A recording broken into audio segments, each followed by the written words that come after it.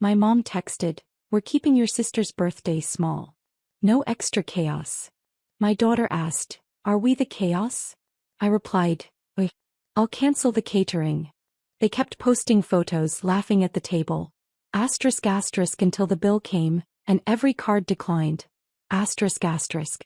My mom texted me 3 weeks before my sister Rachel's birthday. "We're keeping it small this year. Just immediate family. No extra chaos." I was standing in the kitchen when it came through. My daughter Amanda was at the table doing her math homework, humming to herself. I read the message twice. Amanda looked up and asked, "Are we the chaos?" I told her no. Then I told her yes. I replied to my mom, "Okay, I'll cancel the catering." That part probably needs context. For the last 4 years, I've paid for most of Rachel's birthday dinners. Not because I'm rich but because I'm stable. I own a small event planning business. When Dad passed, I stepped up financially without anyone asking me to. I covered holiday meals, birthday cakes, reservations, decorations. It started as a nice gesture. It slowly became expected. Rachel is 32 and still lives at home. Amanda is 10. My mom treats them like they're the same age. The chaos comment wasn't random. Last year, Amanda spilled juice at Rachel's dinner. It was an accident. My mom told her to sit in the car until she could behave like family. I left with her. Rachel texted later asking why I was being dramatic. After that, I stopped bringing Amanda around as much. But when this birthday came up, Mom called me 2 months ago asking if I could handle the catering again because she didn't want the stress. I booked a private dining room at a new Italian place downtown. Prepaid deposit. Custom cake. The works. Rachel approved the menu. Mom approved the guest list. I was on it. Apparently Amanda wasn't. So when I texted that I'd cancel the catering, Mom responded almost immediately. "No need. We adjusted." Adjusted. That word sat wrong with me. I logged into the restaurant portal to check the reservation details. My access had been removed. I called the restaurant. The manager said the booking was still active but transferred to another name. Rachel's.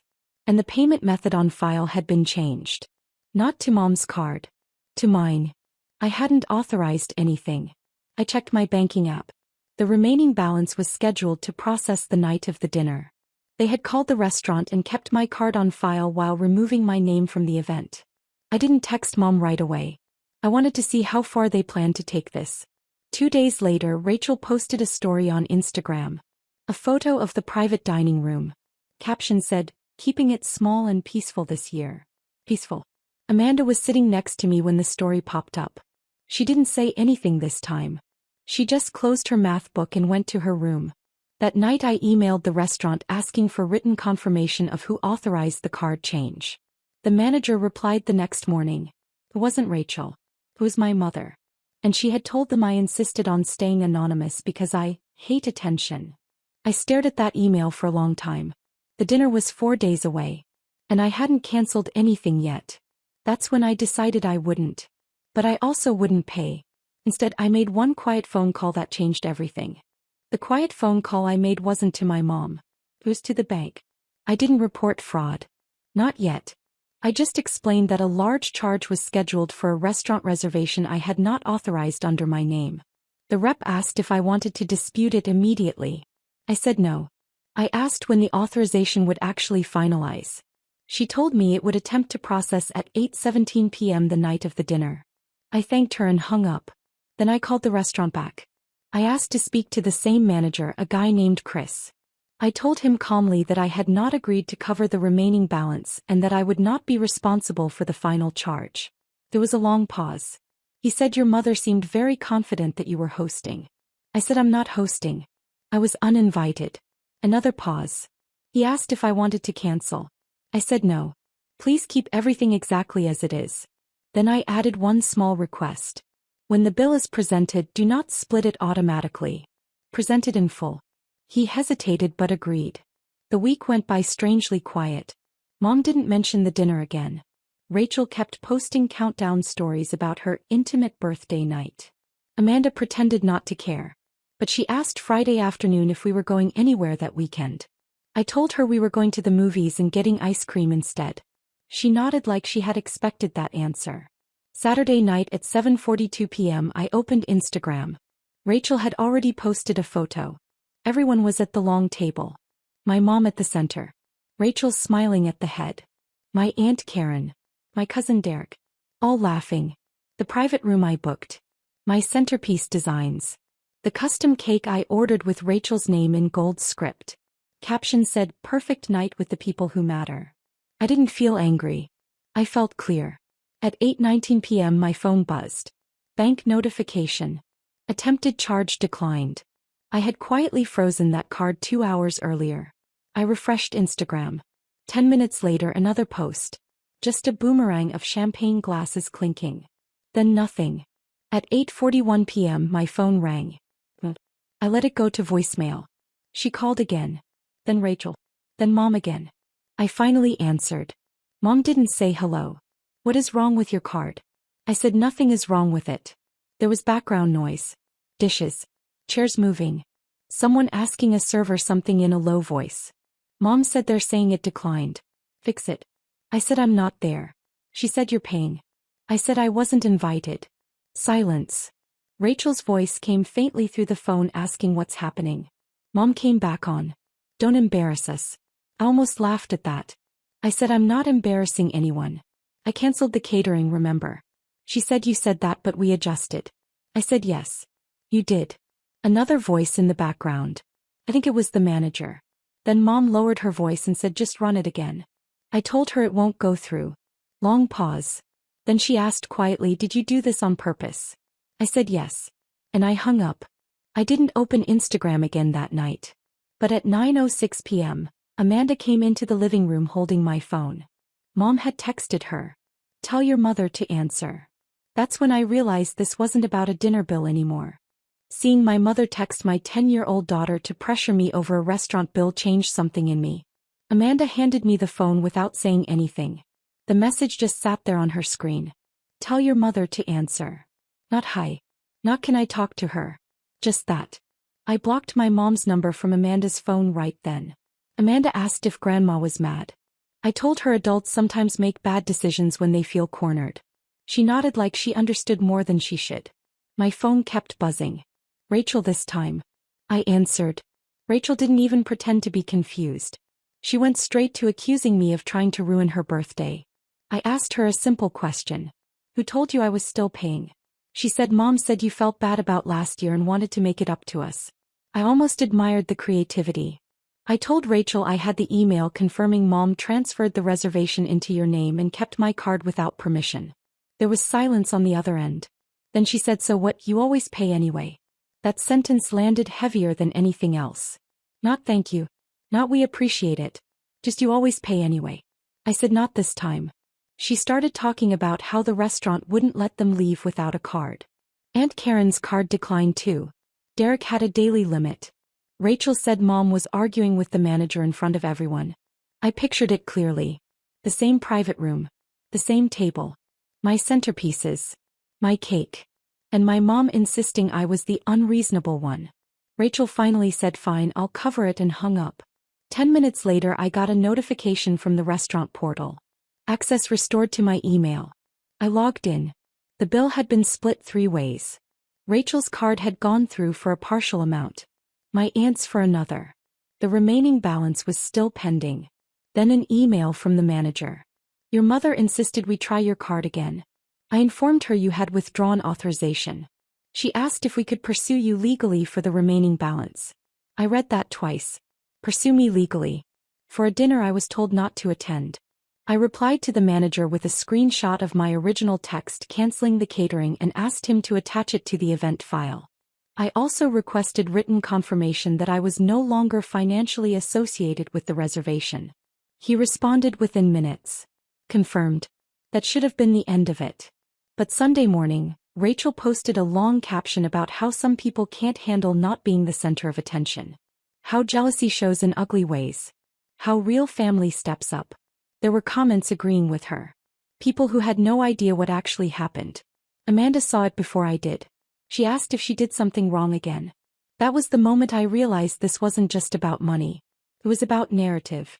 My mom and sister had decided Amanda was the problem years ago. And now they were trying to cast me as one too. I called Mom that afternoon. Not to argue. To set something clear. I said, you do not contact my daughter to manipulate me ever again. He said she was just trying to solve a problem. I said, you created it. She said, Amanda makes things difficult. There was. Asked how. She didn't answer directly. She talked about energy. About vibes. About how Rachel feels uncomfortable when Amanda is around. Amanda is 10. I told Mom if Rachel feels threatened by a 10-year-old, that's not my daughter's issue. Mom said I was overreacting. That word again. I told her from now on if Amanda isn't welcome neither am I. She said maybe that's for the best. The way she said it told me she meant it. And for the first time I believed her. After Mom said maybe it's for the best, she didn't call again. Rachel didn't either. But they didn't stay quiet. 2 days later my Aunt Karen called me. She said she didn't want to get involved, but she felt I should know that Mom had been telling people I set them up to embarrass them at the restaurant. Set them up. Apparently the story going around was that I promised to pay, waited until everyone ordered, then froze my card out of spite. None of them mentioned the text telling me there would be no extra chaos. None of them mentioned removing my name from the reservation. I asked Aunt Karen one question. Did anyone show you the messages? She said no. I forwarded her screenshots. The cancellation text. The email from the manager. The Instagram post captioned perfect night with the people who matter. She didn't respond for a while. Then she said, this isn't the first time your mom has twisted something. That sentence stuck with me. Because suddenly a lot of small things made sense. The school recital Amanda wasn't told about until the last minute because Grandma forgot to pass the invitation to Rachel. The Christmas photo where Amanda was asked to stand at the end because she moves too much. The way Rachel always told people Amanda was dramatic or difficult before anyone even met her. I used to brush it off. I told myself families are messy. But messy is not the same as deliberate. On Thursday, Rachel showed up at my house unannounced. Amanda was in her room. I stepped outside and closed the door behind me. Rachel didn't apologize. She didn't even mention the dinner at first. She said Mom has been crying all week. She said I overreacted and made things bigger than they needed to be. I asked her directly, why does Amanda make you uncomfortable? She hesitated. Then she said she's loud. She asks too many questions. She doesn't know when to stop. I said she's a child. Rachel said you've always put her above everyone else. That one caught me off guard. I asked above who? She said above me. It finally clicked. Rachel grew up being the center of everything. I left home at 19. I worked. I built my business from scratch. When Amanda was born, my world shifted around her. Not in a competitive way. Just in a normal mother way. But to Rachel it was a replacement. He said Mom feels like she lost you. I said Mom pushed me away. Rachel said you're making Amanda dependent on you. I told her protecting my daughter from being called chaos isn't dependency. Rachel looked past me into the house and asked if Amanda even misses them. That question told me everything. I said she misses the idea of having a grandma who likes her. Rachel didn't respond. She left without slamming the door, without yelling, without any dramatic scene. Just a quiet exit. That night Amanda asked if Aunt Karen was coming to her school play next month. I realized no one from my side of the family had ever attended one. I said yes. Even though I hadn't asked yet. And for the first time I started thinking seriously about what distance would actually look like. Not temporary space. Permanent distance. Aunt Karen did come to Amanda's school play. She brought flowers. She hugged Amanda. She stayed after and told her she did great. It was a small thing, but Amanda talked about it for days. Mom didn't mention the play. Rachel didn't either. Instead, a week later I got an email. Not a text. Not a call. An actual email from my mother. Subject line, reimbursement. She attached a breakdown of the restaurant bill and wrote that since I had originally offered to host, it was only fair I cover 1/3 of the remaining balance. She said family doesn't weaponize money. Weaponize. I stared at that word for a long time. I replied with one sentence. I did not host the dinner. I was uninvited. She responded within minutes. You're choosing pride over family. That was when I understood something I probably should have accepted years ago. In her version of reality, there was no scenario where she was wrong. There was only my reaction to her actions. That weekend, Rachel hosted a brunch at Mom's house. I know because she posted about it. Big table. Smiling photos. Caption about fresh starts and positive energy. Amanda saw it but didn't say anything this time. Later that evening she asked me something that felt bigger than it sounded. If we stopped going there, would they even notice? I told her yes. But I wasn't completely sure. 2 days later, my mom showed up at Amanda's school during pickup.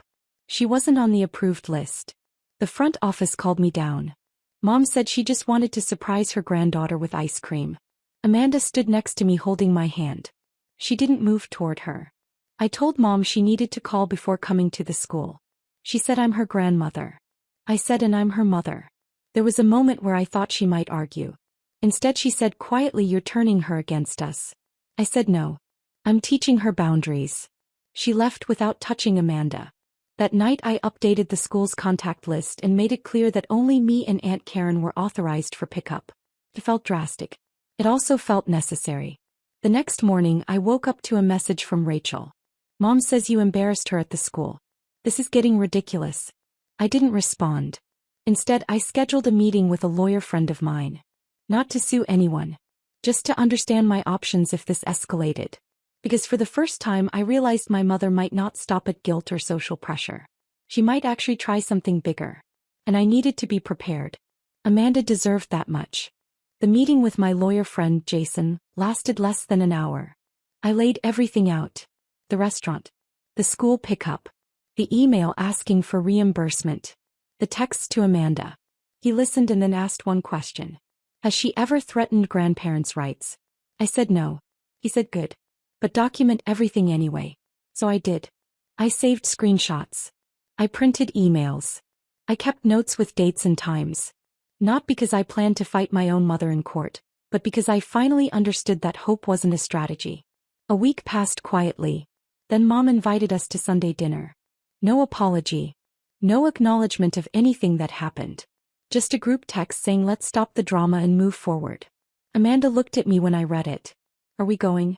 I thought about it longer than I expected to. I thought about the private dining room. The word chaos. The Instagram captions. The school visit. The reimbursement email. I also thought about how many times I had explained things calmly only to be told I was overreacting. I told Amanda we weren't going. She nodded. No argument. No disappointment. Just acceptance. That same Sunday, Rachel posted another family dinner photo.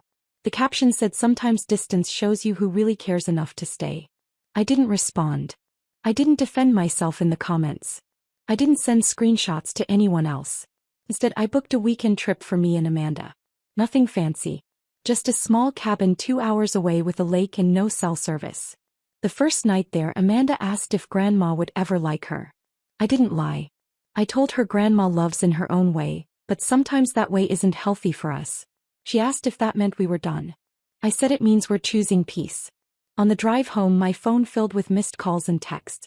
Mom had apparently told extended relatives that I was keeping Amanda from the family out of spite.